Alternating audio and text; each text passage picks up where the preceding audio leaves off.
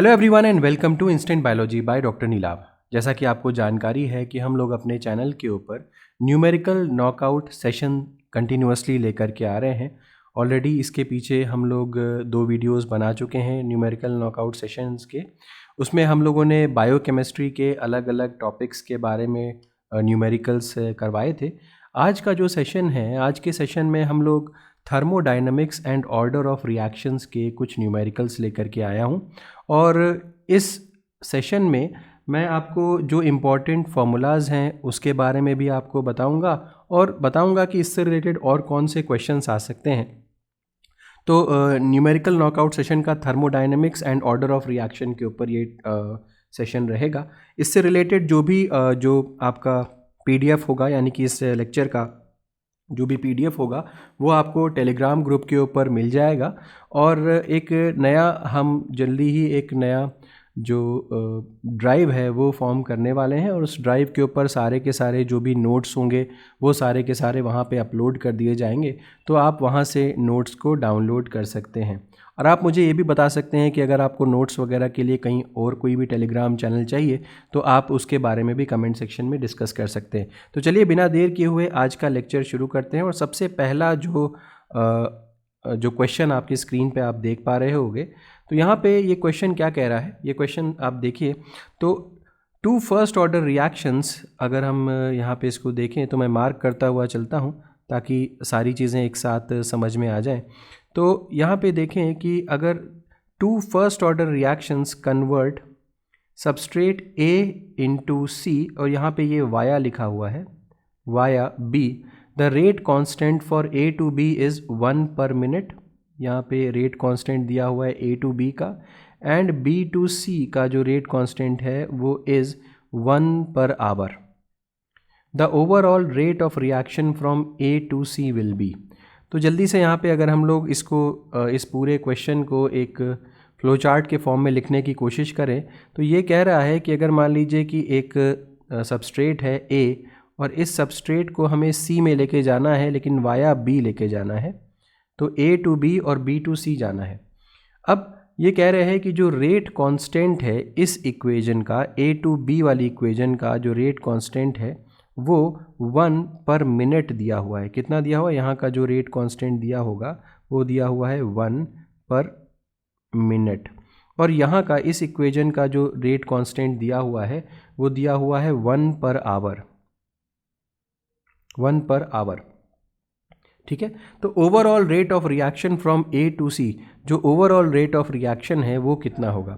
बहुत सारे स्टूडेंट्स यहाँ पे गलती कर देंगे, इन दोनों को ऐड कर देंगे और 2 से डिवाइड कर देंगे। इस तरीके की गलतियाँ बहुत सारे स्टूडेंट करते हैं, लेकिन आपको एक बात ध्यान रखनी है यहाँ पे कि कोई भी जो ओवरऑल रेट ऑफ रिएक्शन है, मान लीजिए कि यही नहीं, अगर मान लीजिए कि मैं आपसे कहूँ कि कोई रिएक्शन है जो रन कर रहा है, मान लीजिए कि A से B में, B से C में, C से D में, D से E में, तो ये मान लीजिए कोई रिएक्शन है, इतना लंबा है, A to B, B to C, C to D, D to E, ये रिएक्शन के जो स्टेप्स हैं।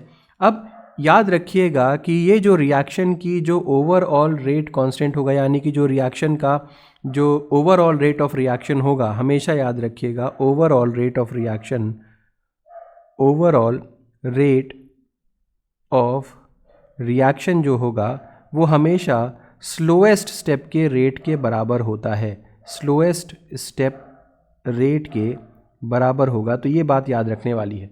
इसको एक और दूसरे एग्जांपल से भी समझा सकता हूँ कि मान लीजिए एक कार की फैक्ट्री है। कंसिडर करिए कि एक फैक्ट्री है, कार फैक्ट्री, ठीक है। अब इस कार फैक्ट्री में मान लीजिए कि किसी एक जगह पे इंजन बन रहा है, किसी एक जगह पे स्टीयरिंग बन रही है, किसी एक जगह पे कार की बॉडी बन रही है, किसी एक जगह पे व्हील बन रहे हैं, बाकी सब चीज़ें ज़्यादा बन रही हैं। लेकिन मान लीजिए कि एक ही कार बॉडी बन पा रही है, एक दिन में एक ही कार बॉडी बन पा रही है, बाकी स्टीयरिंग मान लीजिए 15 बन जा रही है, इंजन मान लीजिए 5 बन जा रहा है, इसी तरीके से लाइट्स वगैरह और ज़्यादा बन जा रही हैं। बट जो कार की बॉडी है वो सिर्फ एक बन पा रही है। तो आपसे पूछा जाए कि टोटल जो कार्स होंगी वो कितनी उस फैक्ट्री से एक दिन में निकलेंगी, तो यू विल ऑलवेज से कि 1 कार ही निकलेगी इस पूरी फैक्ट्री से, 1 कार पर डे के हिसाब से निकलेगी। तो यहाँ पे अलग अलग इक्वेशंस हो गई, कार के अलग अलग पार्ट्स हैं, लास्ट में जाकर के उनको असेंबल ज़रूर किया जा रहा है, बट कितनी कार्स निकलेंगी फाइनल जो पूरी रिएक्शन का जो रेट होगा वो डिपेंड करेगा स्लोएस्ट स्टेप के ऊपर। तो यहाँ पे स्लोएस्ट स्टेप क्या हो गया, जो कार की बॉडी बनाने का जो स्टेप था वो सबसे स्लोएस्ट था, क्योंकि वो एक ही बन पा रही थी एक दिन में। तो इसीलिए यहाँ पे भी वही कॉन्सेप्ट लगाते हुए हम लोग कहेंगे कि इस पे करेक्ट आंसर क्या हो जाएगा, जो स्लोएस्ट जो स्टेप का जो यहाँ पे जो स्लोएस्ट जो रेट ऑफ रिएक्शन होगा वो ही यहाँ पे लग जाएगा। तो आप यहाँ पे देखें कि यहाँ पे सबसे स्लोएस्ट कौन सा है, पहले वाले का 1 पर मिनट है, और यहाँ पे दूसरे वाले का अगर हम लोग देखें तो 1 पर आवर है। तो यहाँ पे जो स्लोएस्ट स्टेप हो गया वो क्या हो गया, 1 पर आवर का जो स्टेप हो गया वो स्लोएस्ट स्टेप हो गया। तो इसीलिए हमारा करेक्ट आंसर जो हो जाएगा वो यहाँ पे हो जाएगा आपका बी, यानी कि 2 जो आंसर यहाँ पे दिया हुआ है वो यहाँ पे मेरा आंसर हो जाएगा 1 पर आवर। ठीक है, तो इतनी चीज़ समझ में आ गई होगी, ये स्लोएस्ट स्टेप हो गया। तो ये पहला क्वेश्चन हो गया। अब आगे बात करते हैं और नेक्स्ट क्वेश्चन की तरफ हम लोग चलते हैं और डिस्कस करते हैं यहाँ पे।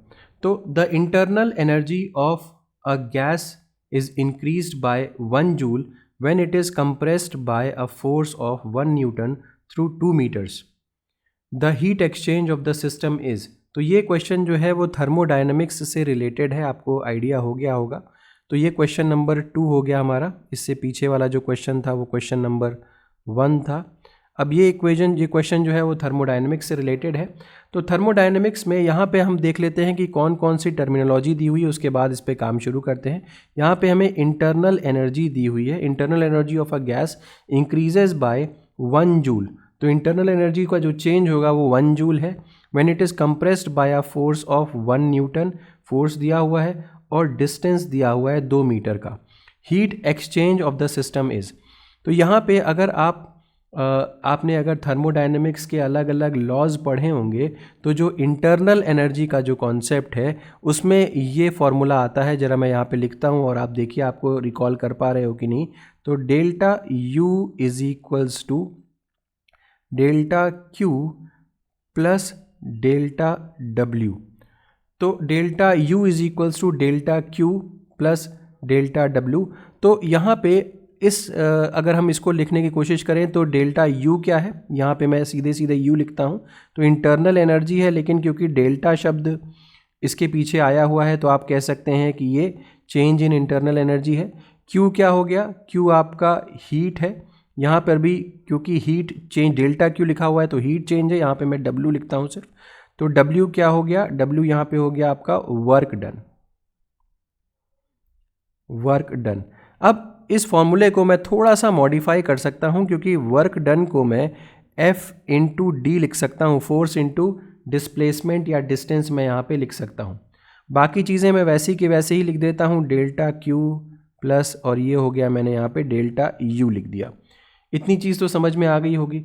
अब the internal energy of a gas increases by 1 joule. अब इंटरनल एनर्जी जो है वो 1 जूल बढ़ गई है तो +1 यहाँ पे लिख दूंगा, is equals to delta Q आपको निकालना है तो डेल्टा Q ऐसे का ऐसे रहने दीजिए, plus F into D. Force दिया हुआ है 1 न्यूटन, 1 इंटू डी दिया हुआ है 2 मीटर्स। तो 2 यहाँ पे मल्टीप्लाई कर दीजिए तो 1 इंटू 2 2 हो गया। तो 1 is equals to delta Q plus 2 और यहाँ से आप डेल्टा Q कैलकुलेट कर सकते हैं। Delta Q is equals to 1 minus 2 और ये आ जाएगा -1। तो यानी कि यहाँ पे जो करेक्ट आंसर मेरा हो गया -1 जूल हो गया। ठीक है, तो ये हो गया आपका सेकेंड क्वेश्चन जो कि आपका थर्मोडायनेमिक्स से रिलेटेड है, कि उम्मीद है कि ये क्वेश्चन भी आपसे बन गया होगा। नेक्स्ट टॉपिक की तरफ चलते हैं, नेक्स्ट क्वेश्चन की तरफ चलते हैं। यहाँ पे देखिए, first order rate constant for the reaction for radioisotope is 6.93 into 10 to the power -2 per second. What is the half life of radioisotope? अब यहाँ पे भी एक चीज़ देखिए, अगर हम यहाँ पे भी मार्क कर देते, ये क्वेश्चन नंबर 3 है। अब क्वेश्चन नंबर 3 में आप यहाँ पे देखें कि ये भी ऑर्डर ऑफ रिएक्शन का बेसिकली क्वेश्चन है। तो ऑर्डर ऑफ रिएक्शन तो याद रखिएगा कि ऑर्डर ऑफ रिएक्शन आपको अच्छे से पता होने चाहिए। अगर आप गेट के लिए तैयारी कर रहे हैं तो बायो प्रोसेस इंजीनियरिंग का पोर्शन ये है। यहाँ पे जीरो ऑर्डर और फर्स्ट ऑर्डर के बारे में आपको ज़रूर पता होना चाहिए। तो ये इक्वेशन क्योंकि फर्स्ट ऑर्डर के बारे में दी हुई है तो मैं आपको फर्स्ट ऑर्डर कम से कम यहाँ पे बता देता हूँ ताकि आप आगे आगे कोई क्वेश्चन भी आए तो फर्स्ट ऑर्डर आप कर सकें। देखिए फर्स्ट ऑर्डर का जो मेजर कॉन्सेप्ट है वो ये है कि यहाँ पे अगर मैं डिफरेंशियल इक्वेशन के फॉर्म में लिखूँ तो minus d r upon d t is equals to k बराबर होता है।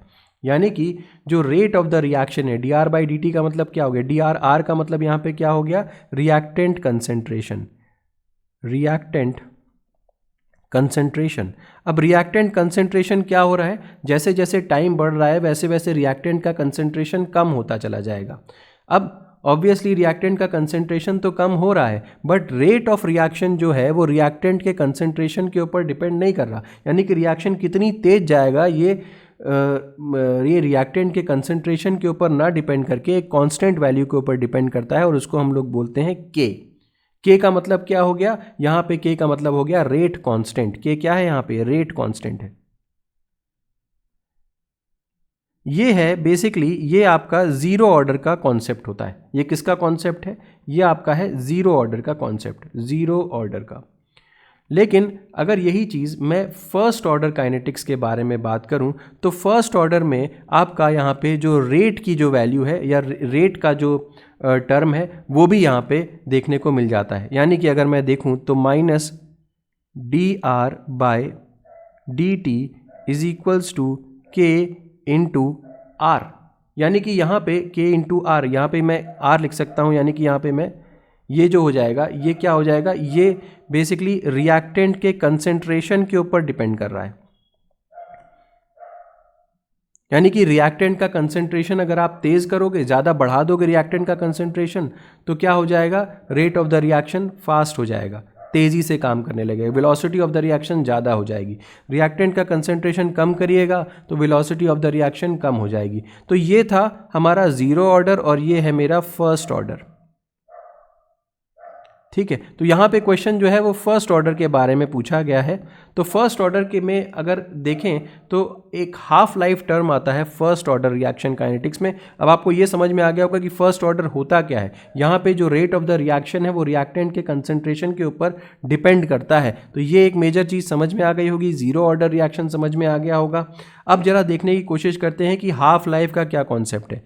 याद रखिएगा कि हाफ लाइफ यानी कि जिसको हम लोग टी हाफ कहते हैं, in case of first order reaction, first order का जो रिएक्शन होता है वहाँ पे t half is equals to 0.693 upon k बराबर होती है।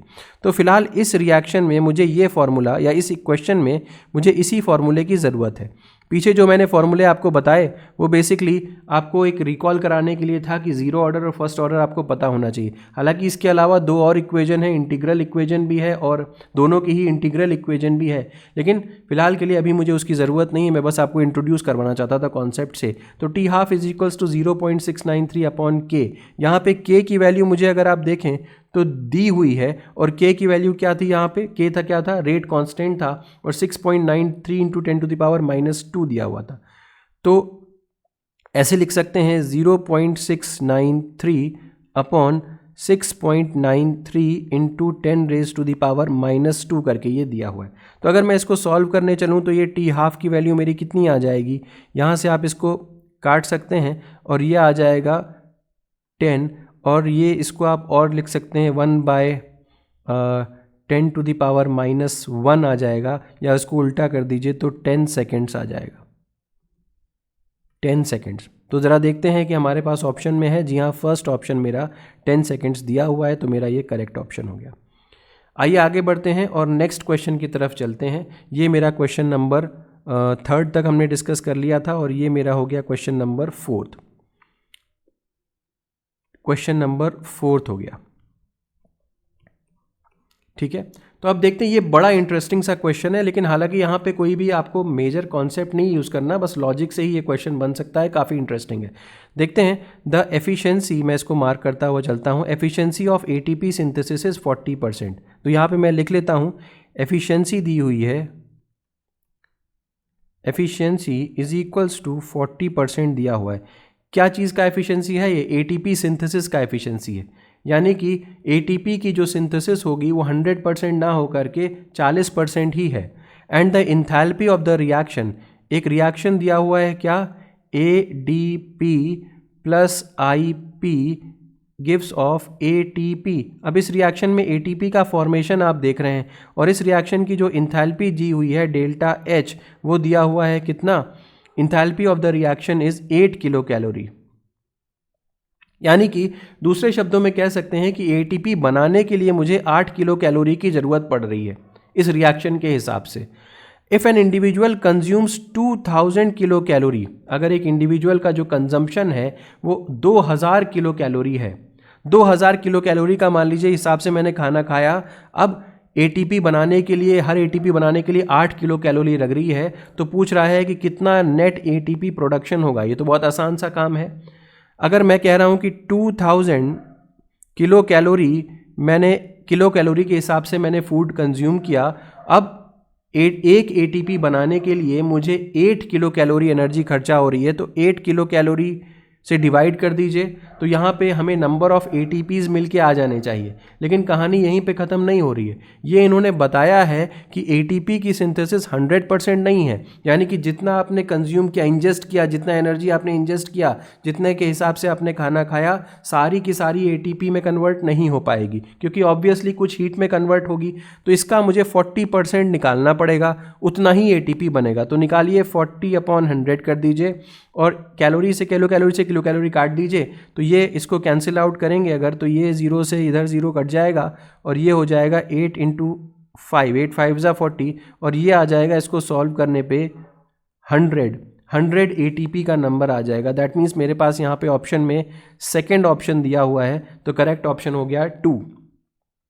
तो इंटरेस्टिंग क्वेश्चन था, लॉजिक बेस्ड था, इसमें कुछ भी आपको फॉर्मूला वगैरह पता होने की ज़रूरत नहीं थी, सिंपल सा लॉजिक यहाँ पे यूज़ होना था। नेक्स्ट क्वेश्चन की तरफ चलते हैं। DNA melting temperature TM was found to be 47 degree centigrade. तो जल्दी से देखते हैं ये क्या हो गया। DNA का जो मेल्टिंग टेम्परेचर है TM, उसको कह रहे हैं कि ये 47 डिग्री सेंटीग्रेड है, and the enthalpy measured eight TM was 0.032 kilo joule. ठीक है, तो मेल्टिंग टेम्परेचर पहले देख लेते हैं कि कितना लिखा हुआ है, यहाँ पे नोट कर लेते हैं। TM दिया हुआ है मुझे, DNA melting temperature was found to be 47 degree centigrade. अब 47 डिग्री सेंटीग्रेड को तो हमको डिग्री केल्विन में कन्वर्ट करना पड़ेगा। तो अगर आप देखें तो 273 प्लस 47 कर दीजिए, तो 10 हो गया, 12 हो गया,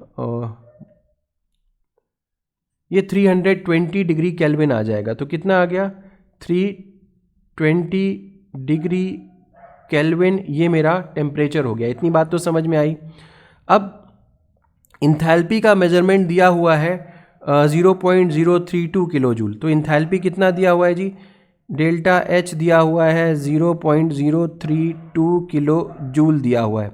अब अगर मुझसे पूछा जा रहा है कि इंट्रॉपी चेंज कितना होगा, क्या पूछा गया, इंट्रॉपी चेंज बताइए। अब आपको यहाँ पे भी एक फार्मूला आपको पता होना चाहिए, बहुत इंपॉर्टेंट फार्मूला है, कई बार एग्जाम में आता है। Delta G is equals to delta H minus T delta S, यानी कि ये जो फार्मूला है वो आपका free energy change, delta H यानी कि इंथैल्पी चेंज, और T डेल्टा S यानी कि इंट्रॉपी चेंज के बीच में एक रिलेशनशिप इस्टेब्लिश कर देता है। तो अगर ये है तो हम आसानी से कैसे कर सकते हैं। अब जो है मेल्टिंग टेम्परेचर जो है वो ऑब्वियसली एक इक्विलिब्रियम पे होने वाला एक रिएक्शन है। इक्विलिब्रियम पे होगा तो ऑब्वियसली अगर कोई रिएक्शन इक्विलिब्रियम पे हो रहा है तो यहाँ पे डेल्टा G की वैल्यू कितनी हो जाएगी, 0 हो जाएगी। अगर डेल्टा G की वैल्यू 0 हो गई तो हम यहाँ पे इसको कन्वर्ट कर सकते हैं, delta H is equals to T delta S। ये हो गया मेरा फॉर्मूला। अब delta H is equals to T delta S हो गया। यहाँ पे डेल्टा H की वैल्यू दी हुई है मुझे 0.032, और ये है T डेल्टा S। T की वैल्यू मुझे पता है 320, और मुझे S की वैल्यू पता करनी है। तो S की वैल्यू हो गई, अगर मैं यहाँ पे देखूँ तो मैं एक बार चेक कर लेता हूँ कि कहीं हाइट तो नहीं हो रहा है, नहीं अभी ठीक है।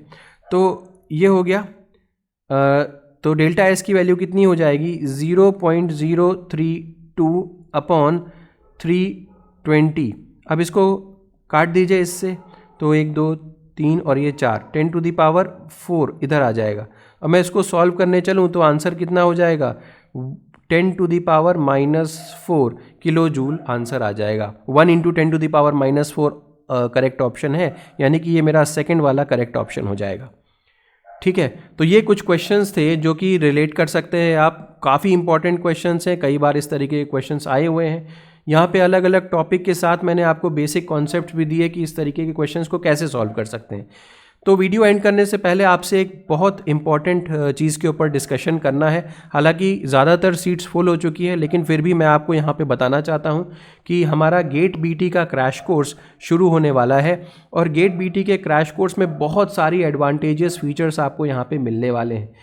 एक और बहुत इंपॉर्टेंट टॉपिक, मैंने ऑलरेडी 50 इंपॉर्टेंट टॉपिक्स के ऊपर वीडियो पहले से ही बना रखा है। तो अगर चाहे आप क्रैश कोर्स ज्वाइन करें चाहे ना ज्वाइन करें, मेरी प्लेलिस्ट में जा कर के 50 टॉपिक्स जो इंपॉर्टेंट टॉपिक्स हैं अब की बार के गेट बायोटेक्नोलॉजी के लिए, उसको ज़रूर स्टडी कर लीजिएगा। ये बहुत इंपॉर्टेंट चीज़ है। और अब मैं आपको गेट बीटी का जो क्रैश कोर्स शुरू होने वाला है उसके बारे में थोड़ी जानकारी दे दूं। बहुत सारे लोग ऑलरेडी ज्वाइन कर चुके हैं, जिनको इसके बारे में नहीं पता है उसके बारे में बता दूं। ये जो क्रैश कोर्स है वो 11 दिसंबर से शुरू होने वाला है, और ये जो इसका टाइम ड्यूरेशन है वो 11 जनवरी तक चलेगा, और इसके बाद भी ये रिवीजन क्लासेस में कन्वर्ट हो जाएगा। सारी की सारी चीज़ें हम रिवाइज करने लगेंगे, और आपको यहाँ पे सारे के सारे PDF notes free of cost मिल जाएंगे और फ्रीली डाउनलोडेबल फॉर्म में मिल जाएंगे लाइफ टाइम के लिए। दूसरी इंपॉर्टेंट चीज़, यहाँ पे आपको रिकॉर्डिंग भी मिल रही है वीडियोस की, और रिकॉर्डिंग जो है वो आपके गेट के एग्ज़ाम तक आपके पास रहेगी। इसके अलावा टेस्ट सीरीज़ भी यहाँ पे आपको दी जा रही है, टेस्ट सीरीज़ का भी आप फ़ायदा ले सकते हैं। इसके अलावा डेली के प्रैक्टिस प्रॉब्लम्स भी आपको दिए जा रहे हैं, DPPs। इसके अलावा एक बहुत इंपॉर्टेंट फीचर यहाँ पे ऐड किया गया है, जो कि है काउंसलिंग के बाद जो भी आपकी गाइडेंस होती है, काउंसलिंग के बाद की जो गाइडेंस है उसको भी यहाँ पे इंक्लूड किया गया है। यानी कि जो भी स्टूडेंट्स सेलेक्ट हो जाएंगे उनको प्रॉपर गाइडेंस दी जाएगी कि वो सिलेक्शन के बाद क्या उनको कैसे कॉलेज चूज़ करना है, क्या करना है, वो सारी चीज़ें उनको बताई जाएंगी। तो काउंसलिंग गाइडेंस भी इसमें इंक्लूडेड है। तो इतनी सारे फीचर्स हैं, और भी कुछ फीचर्स हैं, आप उसको चेकआउट कर सकते हैं। वीडियो का लिंक आपको एंड में दिख जाएगा, जिसमें इस वीडियो में मैंने सारी चीज़ें डिस्कस की हुई हैं। तो आप चाहें तो इस वीडियो को चेकआउट कर सकते हैं। इसके अलावा यहाँ पे 2 फ्री डेमो क्लासेस भी हैं, बट मुझे लग नहीं रहा है कि तब तक जो है सारी सीट्स फुली हो चुकी होंगी, तो डेमो क्लासेस लेकर के आप मे बी शायद ज्वाइन ना भी कर पाएँ, क्योंकि ऑलरेडी मैंने बताया भी हुआ है कि 30 सीट्स हैं और already more than half seats full हो चुकी हैं, और अभी भी कोर्स शुरू होने में 10 से 11-12 दिन का समय बचा हुआ है। तो अगर आप अभी भी चाहते हैं जुड़ने के लिए तो आप हमसे कांटेक्ट कर सकते हैं। तो कांटेक्ट डिटेल्स ये हैं 8299134528 8299134528 पे आप व्हाट्सएप हम पे कर सकते हैं, हमसे जुड़ सकते हैं। और इसके अलावा अगर आप ईमेल करना चाहते हैं तो ईमेल आईडी का जो लिंक है वो डिस्क्रिप्शन सेक्शन में दिया हुआ है, आप वहाँ से भी हमसे कनेक्ट कर सकते हैं। तो होप करता हूँ कि ये वीडियो आपको पसंद आया होगा। अगर वीडियो पसंद आया हो तो इसे ज़रूर लाइक करिएगा, चैनल को सब्सक्राइब करना ना भूलिएगा, बेल आइकन को ज़रूर प्रेस करिएगा, और अपने फ्रेंड्स के साथ ज़रूर शेयर करिएगा। Thank you so much, have a good day.